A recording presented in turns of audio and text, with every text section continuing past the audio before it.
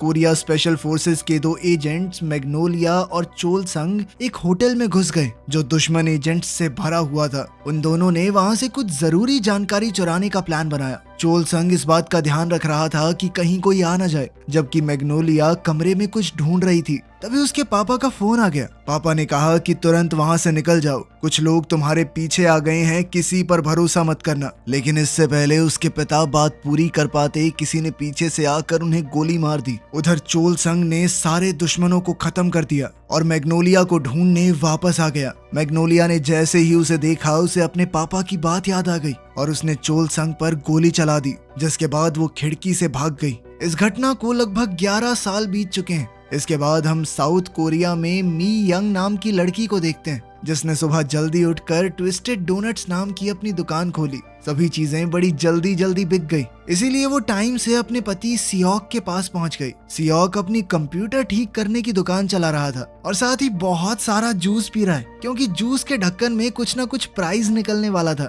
मी young ने अपने पति को जब ये करते हुए देखा तो उसे बहुत डांटा कि ऐसे फालतू पैसे ना बर्बाद किया करो, लेकिन अगर वो जीत गया तो वॉशिंग मशीन मिलेगी। ये आइडिया उसे अच्छा लग रहा था। तभी मी यंग ने भी एक बॉटल खोली और उसके ढक्कन में फर्स्ट प्राइज निकल आया, हवाई की एक ट्रिप। पहले तो दोनों ने सेलिब्रेट किया, पर फिर घर जाकर मी यंग ने फैसला किया कि वो लोग ट्रिप पर नहीं जाएंगे। उनके पास पैसों की कमी है और एक हफ्ते के लिए दुकान बंद करना बहुत मुश्किल हो जाएगा। उसने सोचा कि जिसकी भी वॉशिंग मशीन निकलेगी मैं उससे ढक्कन बदल लूंगी। ये सुनकर उनकी बेटी नारी भी उदास हो गई। वो घर पहुंची ही थी कि तभी स्कूल से उसकी माँ को मैसेज आ गया। स्कूल में उसने फिर से किसी को मारा था, चोट पहुंचाई थी। जब उसे अपनी इस हरकत के लिए ढेर सारी डांट और मार पड़ी तो उसने रोकर कहा कि सब बच्चे मेरा मजाक उड़ाते हैं, गरीब गरीब बुलाते हैं मुझे, ना तो मेरे पास फोन है, ना कभी मैं छुट्टियां मनाने गई हूँ आज तक। ये सुनकर मी यंग को बहुत बुरा लगा। अपनी बेटी के सोने के बाद रात को मी यंग और सियोक ने बात की। मी यंग ने कहा कि ट्रिप पर चले ही जाते हैं, हमारी बेटी को जिंदगी में थोड़ी खुशी तो मिले। अगले दिन तीनों पासपोर्ट बनवाने गए। इस वक्त एक अजनबी औरत भी पासपोर्ट और टिकट लेकर तैयार खड़ी थी। वो एक कॉल का इंतजार कर रही है जो उसे जाने का ऑर्डर देगी। शहर के दूसरे हिस्से में चियोल संग को कॉल आया कि मैग्नोलिया 10 साल बाद आखिरकार दिख गई है और वो जल्द ही हवाई जाने वाली है। उसे जिंदा पकड़ने के ऑर्डर्स थे। अपनी ट्रिप पर जाते हुए मी यंग ने आखिरी पल तक काम किया ताकि वो थोड़े एक्स्ट्रा पैसे ले जा सके ट्रिप पर। वो लोग एयरपोर्ट भी लेट पहुंचे, पर किस्मत से गेट बंद होने से पहले एंट्री मिल गई। चोल संग और वो अजनबी औरत जो अपना चेहरा छुपा रही थी और साथ ही एक खास एजेंट अपनी गैंग के साथ मैग्नोलिया को पकड़ने के लिए वहां मौजूद थे। 2 बिजनेस क्लास सीट्स बच गई थी, तो स्टाफ ने मी यंग और नारी को फ्री में इकोनॉमी से बिजनेस क्लास का अपग्रेड दे दिया। बेचारे सियोक को इकोनॉमी में ही बैठना पड़ा। प्लेन में स्टुअर्ट ह्यून मिन भी है, जिसे लगता था कि सब पर नजर रखना और सबकी सुरक्षा का ध्यान रखना उसका काम है, उसकी ड्यूटी है। जैक नाम का एक पॉलिटिशियन भी वहाँ मौजूद है। वहाँ एक आदमी था जिसे टेक ऑफ से बहुत ज्यादा डर लगता था। वो नींद की दवाइयां लेकर बेहोश ही हो गया। प्लेन के उड़ते ही दुश्मन एजेंट्स मैग्नोलिया को ढूंढने निकल पड़े। उस अजनबी औरत ने ये देख लिया और बाथरूम में छुप गई। तभी ह्यून मिन स्नैक्स लेकर मी यंग के पास आई, लेकिन उससे कुछ ड्राई फ्रूट्स गिर गए। लेकिन मी यंग ने बड़ी तेजी से सब कुछ पकड़ लिया नीचे गिरने से पहले। ये देखकर ह्यून मिन को लगने लगा कि ये औरत तो कोई जासूस है या फिर कोई सीक्रेट एजेंट। सियोन ने जॉन नाम के अपने साथी पैसेंजर से दोस्ती कर ली, जो कि अपनी बेटी और पोती से मिलने जा रहा था। वो अपने साथ एक टेडी बियर भी लाया था उन्हें देने के लिए। कुछ देर बाद मी यंग को पेट में दर्द होने लगा और वो बाथरूम ढूंढने चली गई। इस दौरान उसने अपने पति से कहा कि हमारी बेटी का ध्यान रखो। पहले वॉशरूम में तो वो अनजान औरत घुसी हुई थी, तो मी यंग प्लेन का दूसरा वॉशरूम ढूंढने लगी। इसी दौरान उसका सामना स्पेशल एजेंट से हो गया, जो ऐसे एक्टिंग करने लगी कि हम भी टॉयलेट की लाइन में लगे हैं। वहीं हारिम नाम का एक एजेंट चियोल संग के पास गया, ये बताने के लिए कि मैग्नोलिया नहीं मिली, पर अभी तक उन्होंने बिजनेस क्लास को चेक नहीं किया है, क्योंकि वहां जाना अलाउड नहीं है ना।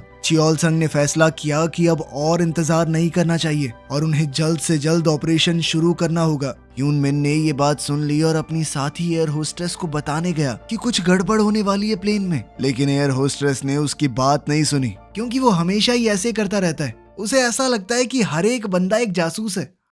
तभी कुछ लोगों ने प्लेन को हाईजैक कर लिया। च्योल संग ने एयर होस्टेस को बंदी बना लिया और फिर कैप्टन के पास गया ताकि प्लेन की दिशा को बदला जा सके। बाहर च्योल संग के आदमी सभी पैसेंजर्स को एक जगह इकट्ठा कर रहे थे। गैंग के सबसे ढीले ढाले आदमी को बाथरूम चेक करने का काम मिला, लेकिन उसने मी यंग को अंदर ही छोड़ दिया क्योंकि जब उसने दरवाजा खटखटाया तो किसी ने खोला नहीं। वो इतना आलसी आदमी है कि कौन इंतजार करे। फिर वो प्लेन के आखिर में एक कमरे की चेकिंग करने गया, लेकिन अचानक प्लेन को झटका लगा जिससे दरवाजा बंद हो गया और कार्ड दरवाजे के आगे आ गए जिससे वो आदमी वहीं बंद हो गया। दूसरी तरफ उस पॉलिटिशियन जैक को लग रहा था कि ये हाईजैक उसके चक्कर में हुआ है, लेकिन एजेंट्स ने उससे कुछ बातचीत तक नहीं की और चुपचाप बाकी लोगों के बीच में बैठा दिया। जल्द ही South Korean National Security Agency को हाईजैक की खबर मिल गई, लेकिन वो बेफिक्र हैं क्योंकि प्लेन में उनका एक एजेंट है। लेकिन उनका जो सीक्रेट एजेंट प्लेन में था ये वही आदमी है जो टेक ऑफ से बहुत ज्यादा डर रहा था और भाई अब नींद की गोलियां खा के पूरी तरह बेहोश पड़ा है। वो तो हिलाने पर भी नहीं उठ रहा था। हाईजैकर्स ने उसे भी घसीट कर बाकी पैसेंजर्स के साथ बैठा दिया जैसे वो कोई गुड़िया हो। च्योल संग ने लोगों के बीच में उस अनजान औरत को देखा तो उसे कहा कि अपने चेहरे से नकाब हटाओ, लेकिन वो औरत भी मैग्नोलिया नहीं निकली। दरअसल ये औरत एक फेमस एक्ट्रेस है जो बिना किसी का ध्यान खींचे ट्रैवल करना चाहती थी। अब तक नेशनल सिक्योरिटी एजेंसी ने हिसाब लगा लिया था कि हाईजैक का असली कारण मैग्नोलिया ही है। मैग्नोलिया नॉर्थ कोरिया से भागकर साउथ में आ गई थी। वो अब एक चाइनीज औरत का भेष बनाकर वहाँ रह रही थी। तब से उनकी नजर है उसके ऊपर, लेकिन उन्हें ये नहीं पता था कि मैग्नोलिया ने प्लास्टिक सर्जरी भी करवा ली है। और गजब बात तो ये है कि मैग्नोलिया का नया नाम मी यंग है। तभी एक एजेंट ने बाथरूम में मी यंग की आवाज सुन ली और उसे पकड़ने की कोशिश की, लेकिन इस खतरनाक सिचुएशन में मी यंग की ट्रेनिंग जाग गई। उसने फटाक से उस एजेंट को गिराकर बेहोश कर दिया। च्योल संग ने स्पीकर पर अनाउंसमेंट की कि मैग्नोलिया जहां भी हो सबके सामने आ जाए। जैसे ही मी यंग ने आवाज सुनी तो उसे अपनी पुरानी कहानी याद आ गई। पिछले 10 सालों में कैसे उसने अपनी जिंदगी को बदला है, कैसे वो भागी, कैसे एक नई जिंदगी की शुरुआत की, कैसे परिवार बनाया। वो अपने परिवार को किसी भी हाल में खोना नहीं चाहती, तो उसने फैसला किया कि वो लड़ेगी। वो भी प्लान बना ही रही थी कि कैसे एंट्री मारनी है कि तभी सियोक भी नारी को अपने साथ बैठे पैसेंजर जॉन के हवाले करके वहाँ से निकल गया। उसे अपनी पत्नी की चिंता हो रही थी। वहीं एजेंट सबका फोन छीन रहे थे। तभी सियोक को एक लैपटॉप पड़ा मिला। उसने वो उठाया और उसे लेकर नीचे सर्वर रूम में चला गया। वहाँ उसने कंप्यूटर को सिस्टम से कनेक्ट किया और प्लेन को कंट्रोल करने के लिए सिस्टम हैक करने लगा। उधर एक आदमी ह्यून मिन को स्टीवर्ड एरिया में ले गया और उसे जल्दी से पैसेंजर लिस्ट दिखाने को कहा। तभी ह्यून मिन ने देखा कि मी यंग ऊपर छत पे छुपी हुई है, तो उसने जानबूझकर लिस्ट ढूंढने में ज्यादा टाइम लगाया ताकि मी यंग को हमला करने का मौका मिल जाए। अचानक मी यंग एक एजेंट पर कूद पड़ी और उसे बेहोश कर दिया। फिर उसने एक एयर होस्टेस की ड्रेस पहनी और ह्यून मिन की स्मार्ट वॉच ले ली। मी यंग अब प्लेन के इकोनॉमी सेक्शन में पहुंची जो कि पूरी तरह खाली है। वहाँ सिर्फ एक एजेंट था जिसे खत्म करना उसके लिए बड़ी बात नहीं थी। मौका देखकर बड़ी चालाकी से मी यंग ने उसकी बंदूक छीन ली। फिर उससे लड़ते हुए कोल्ड ड्रिंक के कैन को लात मार के उसके गोटे फोड़े और आखिर में दूसरा कैन सर पे मार के उसे बेहोश कर दिया। अब मी यंग उस सेक्शन में पहुंची जहां सभी पैसेंजर्स थे। उसकी बेटी भी उसी जगह पर है, इसीलिए उससे अपना चेहरा छुपाने के लिए उसने एक आदमी का सनवाइजर लिया और अपने चेहरे पर रख लिया। फिर उसने बड़ी सफाई से वहां मौजूद गार्ड को पीट दिया। ह्यून मिन सर्वर रूम में पहुंच गया और उसने देखा कि Seok Hwan national security service को इस सब के बारे में मैसेज भेज रहा है। ह्यून मिन को लगा कि ये आदमी भी उन्हीं गुंडों में से एक है और उसने पीछे से सियोक को पकड़ने की कोशिश की, पर तभी पता चला कि सियोक भी एक सीक्रेट एजेंट है। इसीलिए उसने बड़ी आसानी से ह्यून मिन का अटैक रोक दिया। वो इस वक्त गुस्सा था क्योंकि ऊपर वाले ऑफिसर्स नहीं चाहते कि वो इस काम में पड़े, क्योंकि अब वो रिटायर हो चुका है। तब ह्यून मिन ने कहा कि आप चिंता मत करो, हमारी तरफ से भी एक एजेंट लड़ रही है। और उसने अपना फोन निकाल कर अपनी स्मार्ट वॉच को फोन किया। इस सब में ह्यून मिन को बहुत मजा आ रहा था। वो जासूसों का बहुत बड़ा फैन था। उसकी ऐप में उसने सेटिंग छेड़ रखी थी जिस वजह से आवाज बदल गई। इससे सियोक और मी यंग एक दूसरे को पहचान नहीं पाए जब वो फोन पर बात कर रहे थे। बातें ज्यादा देर तक नहीं चली क्योंकि जैसे ही सियोक ज्ञान पेलने लगा कि देखो ऐसा करना, ठीक है, मी यंग ने तुरंत फोन काट दिया। इसके बाद सियोक ने प्लेन के कंट्रोल्स को हाईजैक कर लिया। प्लेन को ऑटो पायलट पर डालकर डेस्टिनेशन फिक्स कर दी। इसी बीच ह्यून मिन पीछे वाले कमरे तक पहुंच गया। उसने वहां पर इलेक्ट्रिक टेजर ढूंढ लिए। साथ ही उसने उस आदमी को भी देखा जो पहले खुद को लॉक करके सो गया था। उधर कॉकपिट में चियोल संग ने कैप्टन को गन पॉइंट पर रखा हुआ था। जब उसने प्लेन की डायरेक्शन को खुद ब खुद चेंज होते हुए देखा तो उसने सिक्योरिटी कैमरास चेक किए। जैसे ही उसने सियोक को कंट्रोल्स छेड़ते हुए देखा, उसने नीचे जाकर उस पर बंदूक तान दी। इस बीच हारिम ने मियंग को ढूंढ लिया था और उन दोनों के बीच में लड़ाई शुरू हो गई। वो बाकी छोटे मोटे एजेंट से ज्यादा ताकतवर था, इसलिए मियंग को उसे हराने में थोड़ा ज्यादा वक्त लगा। 2-3 बार वो मुश्किल में पड़ी, उसका सनवाइजर भी बीच से कट गया, लेकिन आखिर में उसने हारिम को हरा ही दिया। लेकिन उसकी जीत ज्यादा देर तक नहीं टिकी। तभी चियोल संग वहां आ गया जिसने सियोक को बंदी बना रखा था। तभी मियंग भागकर वहां गई कि मेरे पति को कहां ले जा रहे हो। इस पर चियोल संग ने बताया कि तुम्हारा पति हमेशा से एक गवर्नमेंट एजेंट था। यह सुनकर मियंग चौंक गई, लेकिन फिर भी उसे अपने पति की चिंता थी। इसीलिए जब चियोल संग ने सियोक पर चाकू फेंका तो मियंग ने तुरंत उसे रोक लिया। ये देखकर चियोल संग तुरंत समझ गया कि मियंग ही मैग्नोलिया है। इसके बाद चियोल संग ने मियंग और उसके पति दोनों को बांध दिया और उन्हें पकड़कर एक कमरे में बंद करने के लिए ले जाने लगा, जिसका मतलब था कि उन्हें पैसेंजर एरिया से होकर जाना होगा। वहां नारी अपने पापा मम्मी को देखते ही रो पड़ी। जॉन ने उसका ध्यान भटकाने के लिए उसे टेडी बेयर दे दिया। चियोल संग ने यह देख लिया और नारी के पास गया, क्योंकि उसे लग रहा था कि इसे बंदी बनाकर फायदा होगा। लेकिन नारी ने भी झूठ कह दिया कि वो जो औरत नहीं थी जिसने मास्क पहना था, वो मेरी मम्मी है। ये सुनते ही लोगों में हल्ला मच गया, क्योंकि एक्ट्रेस ने कभी बताया नहीं कि उसका कोई बच्चा है। हीरोइन ने एक बार के लिए तो कहा नहीं ये लड़की झूठ बोल रही है, लेकिन जब नारी उसके पास आई और उसे कान में कहा कि मेरी मदद करो, तो वो हीरोइन मान गई कि नहीं ये सच है, मेरी बेटी है, मुझे दुनिया को बताना नहीं था। अब पीछे के कमरे में मियंग को लग रहा था कि उसकी शादी एक झूठ है, लेकिन सियोक ने बिना वक्त बर्बाद किए पूरी कहानी सुना दी। उसने बताया कि कई साल पहले मैं एक एजेंट था, मुझे तुम्हारे ऊपर नजर रखने का काम मिला था, लेकिन अब मैं सरकार के लिए काम नहीं करता, रिटायर हो चुका हूँ। उस दिन जब कुछ गुंडे मुझे तंग कर रहे थे तो तुमने मुझे बचाया था, मेरे साथ अपना खाना बांटा। मैं उसी दिन से तुम्हारे प्यार में पड़ गया था और तुमसे मिलने के कुछ समय बाद ही मैंने रिटायरमेंट ले ली थी। मुझे इस बात से फर्क नहीं पड़ता तुम्हारा असली नाम मैग्नोलिया है, तुम लोगों को मारती थी। जरूरी बात यह है कि तुम मेरी पत्नी हो और मेरी बेटी की माँ। उसकी बातें सुनकर मियंग खुशी के आंसू रो पड़ी। उधर पैसेंजर्स के पास एक आदमी को वो चाकू मिला जो मियंग ने अपने पति को बचाने के लिए पकड़ा था। उस आदमी ने उस चाकू की मदद से लोगों के बंधे हाथ खोल दिए, लेकिन वो लोग ज्यादा कुछ कर नहीं पाए क्योंकि एक एजेंट वापस आ गया। लेकिन असली तमाशा तब शुरू हुआ जब अचानक से 2 पैसेंजर खड़े हो गए और उस एजेंट को पीट पीट कर गिरा दिया। ये दोनों हारिम के आदमी निकले। वो कॉकपिट में जाकर अपने बॉस हारिम के साथ जुड़ गए। उन्होंने चियोल संग को लात मारकर गिरा दिया और कहा कि अब पूरा कंट्रोल हमारे हाथ में है। चियोल संग मियंग को गवर्नमेंट को देना चाहता था, लेकिन हारिम जानता था कि मियंग को तो और भी बहुत लोग ढूंढ रहे हैं, जो उसे सबसे ज्यादा पैसे देगा उसे ही मियंग मिलेगी। हारिम बहुत ही ज्यादा बेकार किस्म का आदमी है। चियोल संग का तो सिर्फ ये प्लान था कि वो मियंग को लेकर भाग जाए, लेकिन हारिम को किसी और की जिंदगी की परवाह नहीं थी। उसका प्लान था कि हम तो जहाज से बाहर छलांग लगाएंगे पैराशूट पहन के, और साथ ही प्लेन को क्रैश भी करवाऊंगा मैं, ताकि सब लोगों को लगे कि सारे गुंडे अंदर ही मर गए, मुझे कोई ढूंढेगा भी नहीं। चियोल संग ने उसे रोकने की कोशिश की, पर हारिम के आदमियों ने उसे तुरंत गिरा दिया और पकड़ कर ले गए। हारिम ने पायलट को मजबूर किया कि प्लेन को फुल स्पीड से नीचे ले जाओ। ये देखकर सभी पैसेंजर्स पैनिक होने लगे।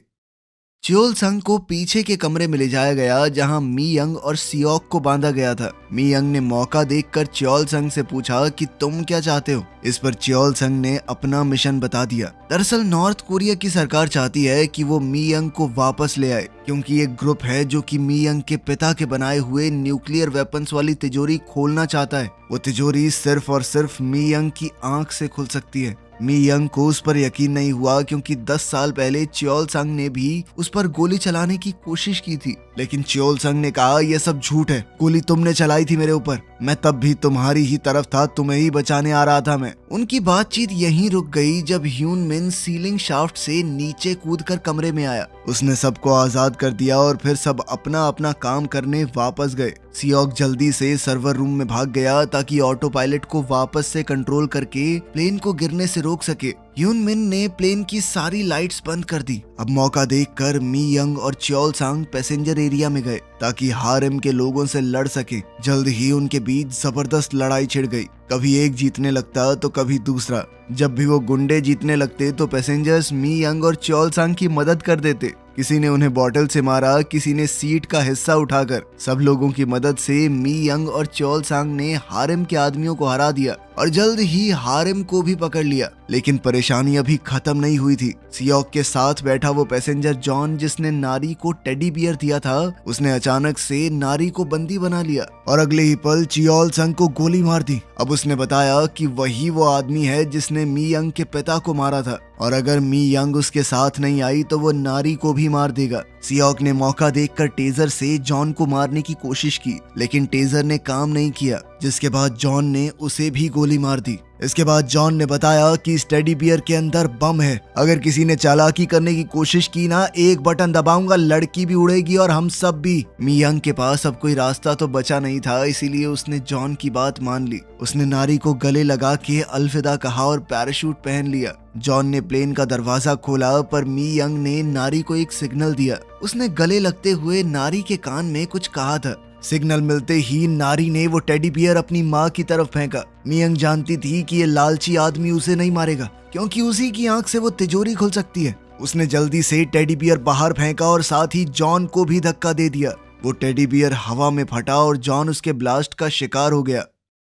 इधर सियोक भी जिंदा था, क्योंकि उसने बुलेट प्रूफ जैकेट पहनी हुई थी, जो कि च्योल सांग ने उन्हें प्लान शुरू करने से पहले दी थी। अब उनका परिवार एक बार फिर से मिल गया। च्योल सांग ने पैराशूट उठाकर कहा कि तुम लोग ऐसे ही खुश रहना। फिर वो प्लेन से कूद गया ताकि गवर्नमेंट उसे लैंड होने पर पकड़ न ले। सारे दुश्मन एजेंट्स को सीट्स पर बांध दिया गया। नेशनल सिक्योरिटी एजेंसी को मैसेज भेजा गया कि सब कुछ ठीक है। पायलट को ऑर्डर्स दिए गए कि प्लेन को साउथ कोरिया वापस ले आओ ताकि इस पूरे केस की छानबीन की जा सके। लेकिन सियोक अपनी बेटी की छुट्टियां खराब नहीं करने वाला था। उसने कहा कि हमने पैसे दिए ना, एक बार हमें छोड़ दो, उसके बाद प्लेन को लेके जितनी छानबीन करनी है कर लेना। इस पर जैक नाम के उस पॉलिटिशियन ने अपनी नेतागिरी शुरू कर दी। उसने कहा कि ऐसे नहीं चलेगा, जैसा सिक्योरिटी एजेंसी कह रही है वैसा ही होगा। लेकिन तभी ह्यून मिन को नीचे पड़ा हुआ वो टेजर मिला। ह्यून मिन के दिमाग में पता नहीं क्या आया और उसने नेताजी को बेहोश कर दिया। अब प्लेन पर मौजूद उस हीरोइन ने भी सबको याद दिलाया कि अगर मी यंग नहीं होती तो सब लोग मारे जाते।